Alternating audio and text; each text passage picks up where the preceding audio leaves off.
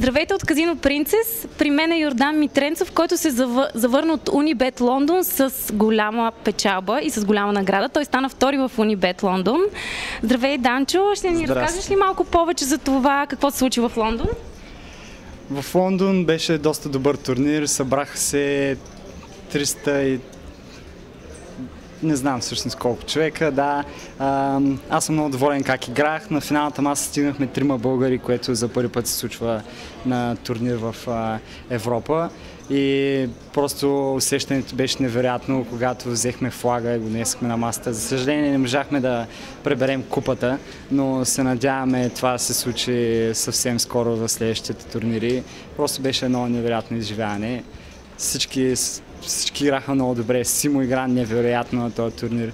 Много лош късмет за Димитър Данчев, който за мен според мен игра най-добре от всички играчи в целия турнир. Аз играх няколко година с него. Просто игра невероятно. И аз също съм доволен много от моята игра. На финалната маса тръгнах добре с някакви извратени бъфове. Всичко мина добре. Радвам се всъщност, че толкова българи са били на финална маса. Кажи ми, какво ще правиш с толкова много пари и колко от тях ще инвестираш в покер? Още обмислям вариантите, преценявам ги, но може би ще си вкарам някакви в банка, както бях направил предния път с турнирните ми печалби. Други ще се разглезя малко. Имам планове да си купя кола и ще ги преосмисля следващия месец. Браво, много се радвам, че всъщност постигаш такива успехи. Кажи ми от тук нататък какво ти предстои, имаш ли някакви планове за покер развитие? Мисля следващия месец и половина да почина малко, освен този турнир, който ще играем тук в Казино Принцес. Просто ще почина малко. Ще се играят турнири в интернет сега.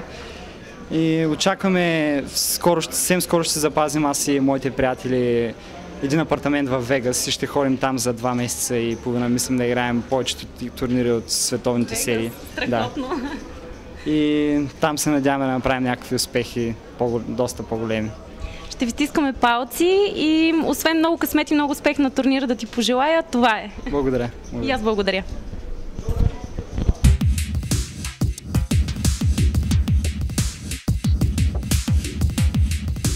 В Казино Принцес, а при мен е най-добрия покер играч в България, Наско Георгиев. Здравей, Наско, как се чувстваш? Добре. Ще играеш ли в турнира? Не. Защо няма да играеш? Защото вчера се прибрах от Лондон, а в неделя пътувам за Прага и просто много ми се събира. Малко трябва да си почина 2-3 дена. Какво се случи в Лондон? Как се представи? Нищо особено. Дигнаха ме на бабала и...